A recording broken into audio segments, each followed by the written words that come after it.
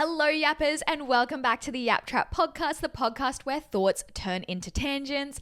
I'm your host, Jordan, and this podcast is your one-stop shop for all things entertainment, pop culture, TV, movies, books, viral internet moments, and celebrity drama. And today's episode is actually going to be a deep dive on the Vampire Diaries, and we are going to be exploring the cultural significance of the Vampire Diaries. So if you listen to the Wednesday episode of the podcast, you'll know that I'm experimenting with a new format where I basically split up the episodes. So I do an episode on Wednesdays that's only available on podcast streaming platforms. It's audio only, and basically that is a personal catch up, a pop culture catch up. I share some recommendations. It's more chill, it's more chatty and rambly, and it is audio only. And this episode, the Friday episode of the podcast, is going to be a deep dive in a topic of my choosing or your choosing. If you've got a topic you'd like to request, please message at Yap Trap the podcast on Instagram and request a topic because I'm all ears. But basically, this is going to be a bit more of a deep dive episode. We're going to be getting into the weeds of a topic, and the topic for today is the Vampire Diaries. And that is why I'm wearing all red. If you're watching on YouTube, you'll see a red top, a red scrunchie. I'm giving Ms. Elena Gilbert red for blood, red for vampire. So dressing on theme, so excited for this episode. Hello, it is Editing Jordan here, just popping in to give a spoiler warning. Obviously, this entire episode is going to spoil Vampire Diaries because it's going to cover different moments throughout the entire seasons of Vampire Diaries. So if you are only halfway through the series, then I do recommend giving this episode a miss if you do not want to be spoiled. I also wanted to say that there is just so much Vampire Diaries that I could touch on that I physically did not have enough time to get through every single Vampire Diaries topic that I wanted to discuss. So this episode is just going to focus on a few areas of Vampire Diaries and a few characters and a few moments, but is definitely not a comprehensive recap of Vampire Diaries. Basically, we're just talking about some of the cultural significance of the Vampire Diaries and why it is still lasting to this day and why people are still obsessed with this show to this day. Anyway, with all of that out of the way, hope you enjoy. Mwah. So with Nina Dobrev being recently back in the headlines because she was not being paid the same amount as the actors who played Stefan and Damon. So it's all back in the headlines. So I thought, what better time to do a deep dive on the Vampire Diaries than right now when Ms. Elena Gilbert is in the news cycle because she was not being paid as much as Stefan and Damon when Elena is the center of this show. Let's be so for real. Love her or hate her, and she does get bloody annoying as the season go on. She is the center of the Vampire Diaries. So I thought, what better time to do a deep dive on the Vampire Diaries than right now? So let's head back to Mystic Falls and let's talk about the Vampire Diaries. It's been 16 years since the Vampire Diaries premiered, so why are people still talking about it? I feel like this show really does hold a special place in my heart, and another reason why I wanted to do this episode now is because my manager has just started watching the Vampire Diaries for the first time ever, so I feel like I'm reliving this show through him. Like, he literally has never seen the show before. He's just started watching it, and he like talks about it with me. Like, every time we have a work call, obviously we talk about work, but I'm like, what episode are you up to now? Like, or like when we go and get our coffees, I'm like, oh my God, what are you up to on Vampire Diaries? And I love talking about it. I genuinely feel like I'm reliving it, just having him rewatch it. And it's been bringing back all of the Vampire Diaries memories and just how good those first 3 seasons of the Vampire Diaries are. Because if you watch the Vampire Diaries, then you know the first 3 seasons are absolutely elite. It does go downhill from there, but that doesn't matter. It's still a great show. And this show has a massive cultural footprint. The fandoms for this show are still around today, and people are still making edits and videos on TikTok about this TV show, sharing clips of the show, making edits of the characters, of the romances, Klaroline and Klaus, Elena, Damon, Stefan. The subreddit is still really, really active. The Vampire Diaries subreddit goes off. There are fights in there daily about if it should be Stefan and Elena or Elena and Damon. And basically what I feel like is happening is that a new wave of viewers discovers the show every couple of months, and we get like a new wave of people who become obsessed with the Vampire Diaries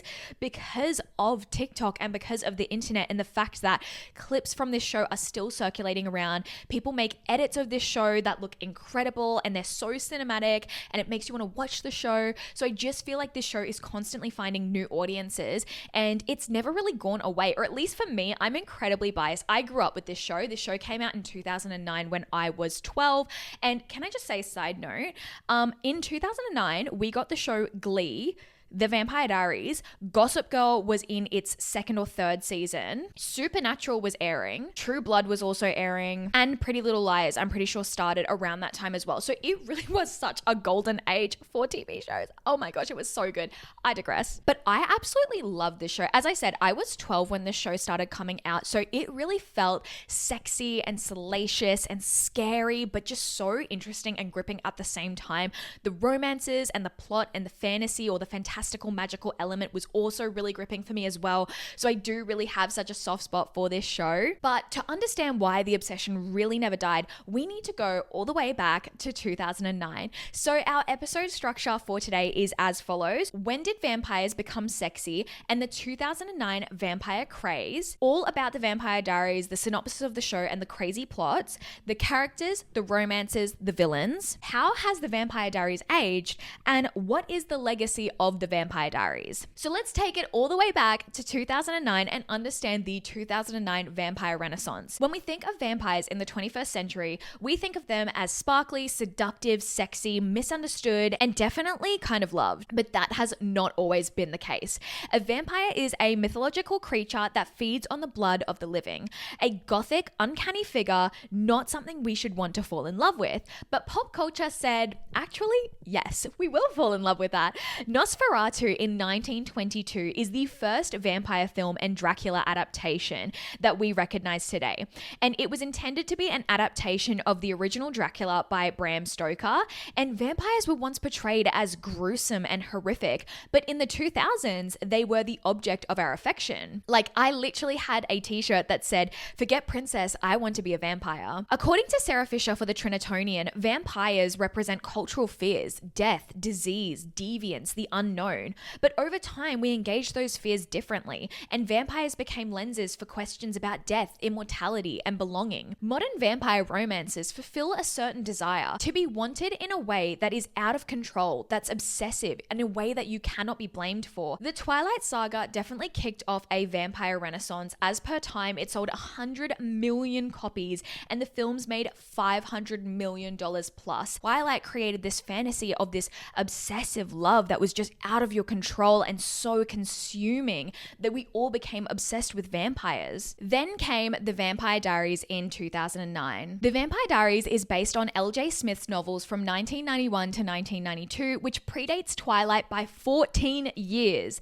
However, there are quite a few differences between the Vampire Diaries books and the Vampire Diaries TV show. The pilot of the TV show aired on September 10th, 2009, and it actually broke CW records. It didn't just succeed, it launched a franchise spanning a decade. The TV series is set in the fictional town of Mystic Falls, Virginia, a town charged with supernatural history. It follows the life of Elena Gilbert, a girl that's just lost her parents, and she falls in love with an 161-year-old vampire, Stefan Salvatore, who she at first thinks is just a normal human. Their relationship becomes increasingly intricate as Stefan's mysterious older brother, Damon Salvatore, returns to Mystic Falls with a plan to bring back their past love, Catherine Pierce, who's Elena's doppelganger. Although Damon initially holds a grudge against his brother for forcing him to become a vampire, he later reconciles with Stefan and falls in love with Elena, creating a love triangle among the three. Miss Elena had Stefan and Damon wrapped around her finger. Both brothers attempt to protect Elena as they face various villains and threats to their town, including Catherine. The Salvatore brothers' past and the town's history, along with its secrets, are revealed through flashbacks as the series goes on, and the flashback scenes are amazing. I was obsessed with the flashback scenes. If you know, you know. Additional storylines revolve around the other inhabitants of the town, most notably Elena's younger brother, Jeremy Gilbert, her aunt, Jenna Summers, her best friend, Bonnie Bennett and Carolyn Forbes, their friend, Matt Donovan and Tyler Lockwood, Matt's older sister, Vicky Donovan, and their history teacher and vampire hunter, Alaric Saltzman. The town's politics are orchestrated by the Founders Council, comprising of descendants of the founding families, the Fells, the Forbeses, the Lockwoods, the Gilberts, and the Salvatores, and they guard the town mainly from vampires and other supernatural threats such as werewolves, witches, hybrids, crossbreeds of two or more different supernatural beings, and even ghosts. For over a century, I have lived in secret, hiding in the shadows, alone in the world. Until now, I am a vampire. And this is my story.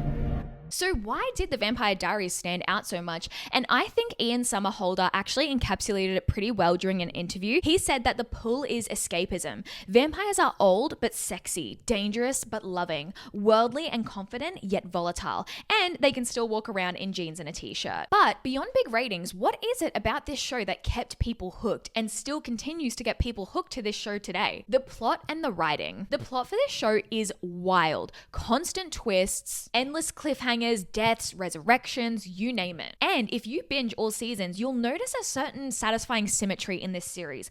Callbacks and arcs tying the pilot to the finale. Each episode leaves you at the edge of your seat, desperate to know what happens. There are so many episodes that end on a cliffhanger and you're just absolutely desperate to watch the next episode. I watched the first 3 seasons of this show through DVD, and this was back when you had a box set and each disc in the box set had like 4 or 5 episodes on it. And I remember like scrambling to change the discs over to the next disc because I just had to know what happened. I think I watched season 2 of the Vampire Diaries in like 2 days back when I was 14. It was just so good. There was so many cliffhangers. The episodes were just so good. Early episodes actually really leaned into the horror genre and were quite scary. Quite a few episodes in season 1 actually start off with a horror-esque jump scare with, a couple being attacked or like a bloody gruesome scene, and that really did start to fade away as the seasons went on, and it did start to become quite a bit more absurd as the villains of the series became more and more dramatized. I think one of the issues with this show is that each season it's like the villain had to become bigger and badder, so it became slightly more ridiculous as the seasons went on. But the early seasons really had this horror feel to them, and I was talking with my manager and my coworker that basically when we were first watching this series as 12, 13, 14 year-olds, it was genuinely scary. There are some scenes in season 1 that gave me nightmares, and obviously I rewatch them now and they're not that bad at all, but it did have a little bit of a horror-esque vibe to that early season, and I kind of do wish that they carried it on throughout the other seasons because it was just so good. But I feel like the plot of this show holds up, especially the plot of season 1, because it's just so satisfying. First of all, you've got Elena, who is newly orphaned and grieving her parents. Enter Stefan, the good guy, followed by Damon, the bad boy, who's mysterious. And then we have the reveal. Elena looks like Damon and Stefan's ex, Catherine, from 1864, and Stefan and Damon are both vampires, and it becomes a love triangle for the ages. Instantly addictive. Now let's take a look at some of the characters. Starting off with Elena Gilbert, I feel like Elena Gilbert is the quintessential girl next door character. She really is that self-insert character. If she's sweet, she's charming, all of the male characters in the show are obsessed with her and instantly fall in love with her, but she's also brave and she's a good person and everyone wants to help her out and she always needs saving. And like I said at the start of the episode, she does get very annoying as the seasons go on, and there are quite a lot of videos and TikToks online talking about how annoying Elena gets as the season goes on, because she's very much so, she is the center of this universe. Like, so much of this drama in this universe revolves around Elena, and she kind of puts herself in danger all of the time.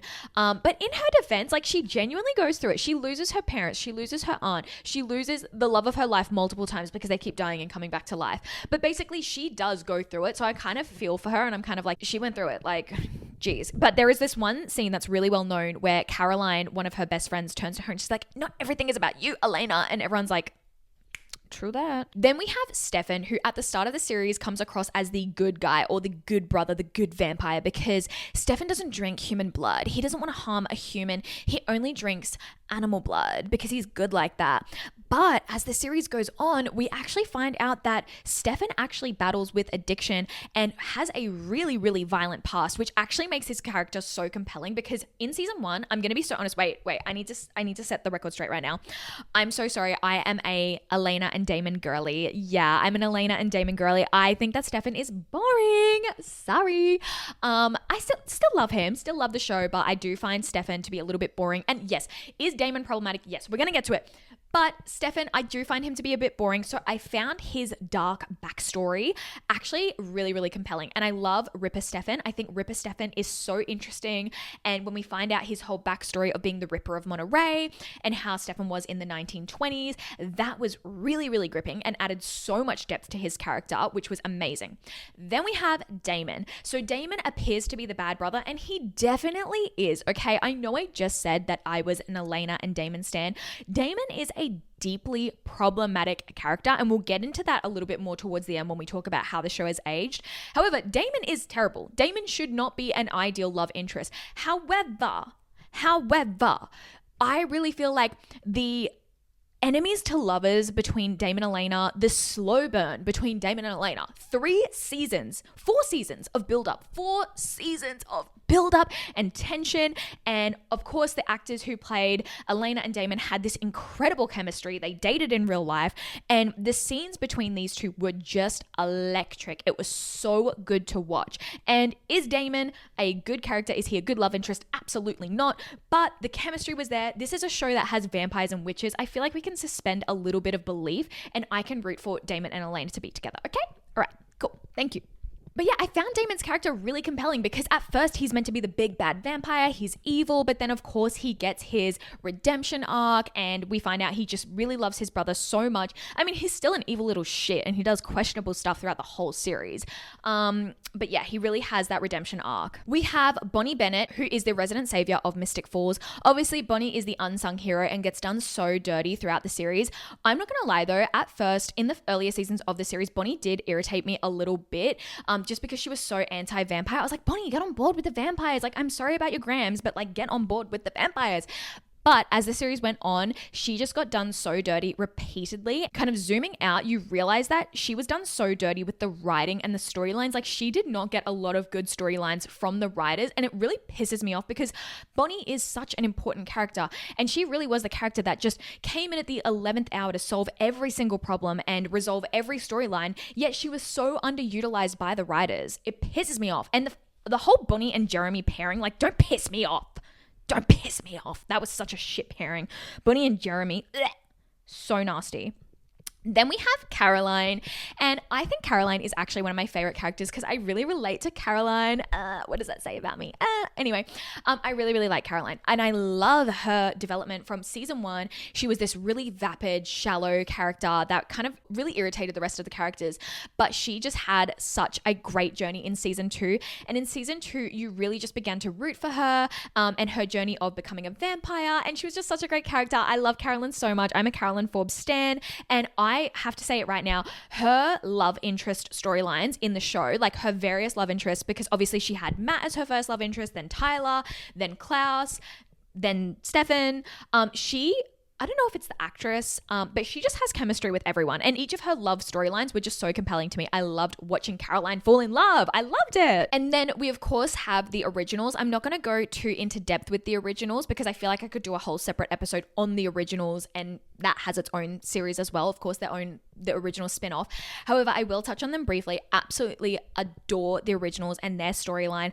I am a Vampire Diaries fan first. So even though the originals is a great show, I actually wish that they never split off from the Vampire Diaries because I loved the originals characters so much, and I loved their interactions with the Vampire Diaries world. Absolutely loved Elijah. He was a great character. Rebecca, of course, an incredible character. Felt so sympathetic towards her. She kind of starts out evil, but you just understand her motivation so much. Like, she just wants to be loved. And then, of course, you have the big bad vampire, Klaus. Klaus was such a good villain. Oh my gosh, Klaus was such a good villain. We're going to get into the villain soon, but Klaus was just such a great character. Absolutely loved his character. He was charismatic. He was ruthless, but he had a soft spot for Klaroline, and he was torn between power and family loyalty, and he was just such a great character.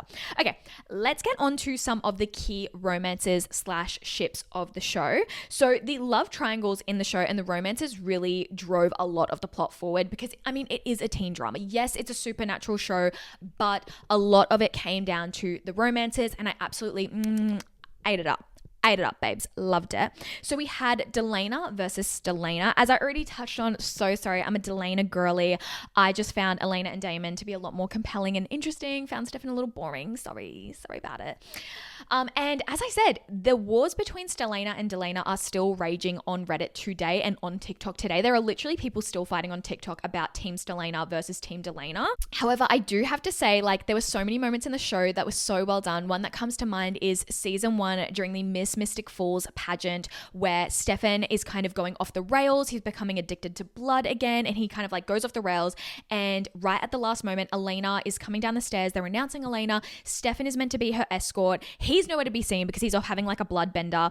And then right at the last moment, Damon steps up and takes over the dance, and they do that little hand touchy dance thing. Oh, it's so good. That's such a good scene. Love that scene. Escorted by Mr. Stefan Salvatore.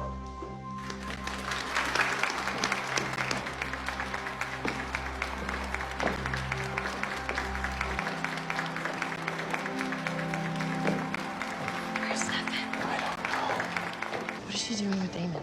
I have no idea. What are we gonna do? Right now, we just have to get through this.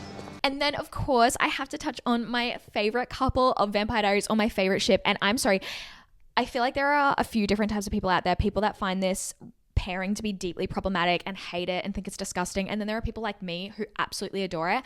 And that is Klaus and Klaroline, aka Klaroline. When I was a teenager, I shipped Klaroline. So I was just so obsessed with them. I just thought their storyline, I think I just have a thing for like enemies to lovers, or like the bad guy and the good girl, because Caroline really is the good girl. She's like the picture perfect girl. She's ambitious, she's driven, she's bubbly. And then you've got Klaus. He's your first love. I intend to be your last. However long it takes. And their scenes together were electric. I don't know if it's the actors or what, but they just had such good chemistry together. It was so good. This is why I was so sad when Klaus went off to the originals, because I just thought their chemistry together was so good. Okay, let's get into the villains. So, of course, we had Catherine Pierce, Catalina Petrova, the OG villain of the show, and such an iconic villain as well. Oh my gosh. Her entrance in the finale episode of season 1, where she's pretending to be Elena, she kisses Damon, then she goes into the house and cuts off John Gilbert's fingers. Oh my gosh, that was such a good entrance for a character. She is a mastermind, pure chaos, and Nina Dobrev switching between Elena and Catherine, like, you've got to hand it to her. Give her her check. She was acting the pants off of those two roles, especially in season 2, especially the scene in season 2 where Elena goes down to the tomb to visit Catherine, and Catherine is giving her her backstory. First of all, flashbacks, immaculate. Second of all, Nina's acting between Elena and Catherine, speaking to each other. Incredible. Then, of course, we have the originals, who were just such a fantastic villain in this show. Season 2 and season 3, they were genuinely terrifying. They were such good villains in this show. I think what made them so fascinating was they had such a great backstory. The originals, flashbacks, so good. But also their family dynamics and the dynamics between the siblings, and the fact that the siblings love each other so much and they are obsessed with family so much, but they also hate each other and quite literally stab each other in the back the first chance they get. And then, of course, one of the later villains in the series is Kai, who was definitely unhinged. But I genuinely think the guy that played Kai, Chris Woods, his character was so charismatic as that character. I feel like so many other actors could have played that character and it really wouldn't have made much of a difference. But him in that character, he made that character compelling because he was so charismatic. Just some of his scenes and the way he delivered the lines was so compelling and just made him such a great villain. But something that I really liked about the Vampire Diaries, and even though the villains became more and more ridiculous as the seasons went on, like you started from having Damon as the main villain to, in the final season, you literally have the devil as the villain. Like, they literally have the devil. It just became so ridiculous. But something that I really liked throughout the Vampire Diaries was that a villain wasn't a villain just for the sake of it. Like, usually if there was an evil character in the Vampire Diaries, they had a really complex backstory, often paired with flashbacks, and there was always a reason that the villain was the way that they were. It was layered with motives and backstories, and it just made for really compelling TV. Okay, so now that I've just gushed about all of the things I love about the Vampire Diaries, let's actually discuss the rewatchability of the Vampire Diaries and how it's aged.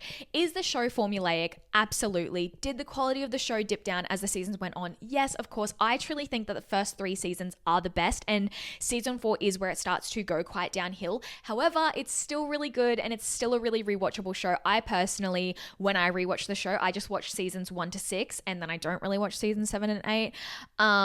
But it's still rewatchable, I think. I think it still holds up. I personally rewatch this show like once every 2 years. I just love it so much. It's both comfort food TV and edge of your seat addictive. Even still, even after all of these years, I can rewatch seasons 1 and 2 and still be like shocked and gagged by what's happening. Now let's talk about how this show ages in 2025. I think one thing that's really compelling about this show is the nostalgia factor. For so many people that rewatch this show over and over and over again, it really came out at such a pivotal point in our lives. Like for me, it was from ages 12 to 19 when this show was coming out. So really right during that teenage period. So I'll always have a soft spot for this show. It's campy drama, iconic moments, and it's got, undeniably, the cast was really attractive. And for a teenager who was, just getting into romance and supernatural, it was really appealing. However, this is what still makes this show go viral on TikTok today. Clips of this show still go viral, and edits of the show keep introducing it to new fans. As I said earlier, the love triangle in this show is still being used today. For example, The Summer I Turned Pretty and My Life with the Walter Boys, it proves that the 2 brothers, 1 girl trope is still alive and well to this day. There is something about the 2 brothers, 1 girl trope that is just... what can I say? I guess it translates well to TV because it's still happening today with 2 of the biggest TV shows of 2025 having the 2 brothers, 1 girl trope. And something else that I think is really interesting about this show is that it was a different time in TV, a time where you got 22 to 24 episode seasons. It's really a different style of pacing show. Nowadays you only get 10 episodes a season, whereas I feel like when you've got a TV show that has 22 episodes, it really felt quite different. And there are some parts of the Vampire Diaries that do meander. It goes on for too long. The plot goes in circles. There are some really unnecessary scenes. But on the flip side of that, I feel like when you have 22 episodes in a season, you really get to know these characters. You really get to intricately explore these storylines and really flesh out these backstories and these flashback scenes and these relationships. And so I think even though, yes, sometimes the plot points went on for too long and they were kind of drawn out, I still really miss the 22 episode a season format. I think that it's ideal for a teen drama show, personally. However, let's talk about some of the more questionable elements of this show and why maybe some parts of this show haven't aged so well. So, of course, the gender dynamics in this show are not always perfect. As I said, Damon, Klaus, a lot of the male love interests are super, super toxic and exhibit really backwards, disgusting behavior. And that also leads on to some serious consent issues, especially in season 1. And the example for this is the relationship between Klaroline and Damon. At the start of season 1, Klaroline and Damon are in a relationship, which in itself is problematic because in the show, Damon's meant to be around 25 and Karoline's 16, 17. So the fact that those 2 are in a relationship together is really disgusting. But also he's obviously mind controlling her because he's compelling her. But then by the end of season 1, we love Damon. Damon's already had a bit of a redemption arc. So it's really challenging because he exhibits such problematic behaviors, things that we are not okay with. Where do you kind of suspend the belief on this one? And then the other thing that I wanted to touch on is Bonnie carrying the weight of the show, and Bonnie honestly carrying the show on her back shoulders, but often sideline, and the writer's treatment of people of color in the show and the characters. So something that people have noticed is that people of color in the show would often get killed off really quickly. They introduce a character of a different ethnicity or background and immediately kill that character off after a couple of episodes. And this happens so many different times throughout the series. And especially this happened to Bonnie's character. Every time Bonnie had a love interest, this love interest would inevitably get killed off immediately. And the actress who played Bonnie, she just didn't have a lot of great material to work with. She was one of the core cast members, yet a lot of her storylines and a lot of her romantic pairings were just lacking. And you have to wonder why, because she was such an integral character to the show. Still, despite all of this, the sincerity of the show and the melodrama of the show does keep people hooked. Of course, this show does have a legacy. Not only did it spawn off the originals, which went on to have multiple seasons and was quite successful, it also spawned off another show called Legacies, which was not as successful. I never watched it, but I heard that it's pretty bad. But this TV show, like it or not, it still resonates with audiences new and old. Themes of immortality, grief, love, identity, and the vampires are almost a perfect metaphor for human fears and desires. And this TV show, The Vampire Diaries, it really defined the CW's hot supernatural teen drama formula for years. And I feel like this show really laid the groundwork for some of the shows that came later on or kind of came in around that time, including Teen Wolf, Shadowhunters, and even Riverdale. However, that does bring me to my closing thoughts for this episode. I know it was a little rambly, but I just feel like I had so much to cover with this show. But the final verdict is that The Vampire Diaries has aged surprisingly well. It's messy, it's addictive, it's emotional, but it's still fun. It's definitely not perfect and it has many, many flaws, but I still love this show and have such a soft spot for it. We're still obsessed with the characters, the addictive romances, the constant cliffhangers, and the timeless themes. There is just something about this show that I will always adore, and it's honestly, The Vampire Diaries is a show that I really wish I could erase from my memory and rewatch from scratch because I just love it so much. However, that brings me to the end of this episode, and that is it from The Trap this week. Thank you so much for spiraling with me. I really hope you enjoyed this episode, and if you did, please like and subscribe, rate this episode 5 stars, and please follow me on @YapTrap the podcast on Instagram or TikTok. That is where you'll get all of the latest podcast episode updates, and please write a review or a comment. If you do leave a comment or write a review, I will feature it in the next episode and read it out. But yeah, thank you so much, and I will be back next Wednesday for another pop culture update. But yeah, I hope you enjoyed this new format. Please let me know if you enjoyed this new format of separating the 2 episodes out. Send me a message on Instagram and let me know what you think. But yeah, I hope you all have an amazing week, and I'll be back next week. Bye.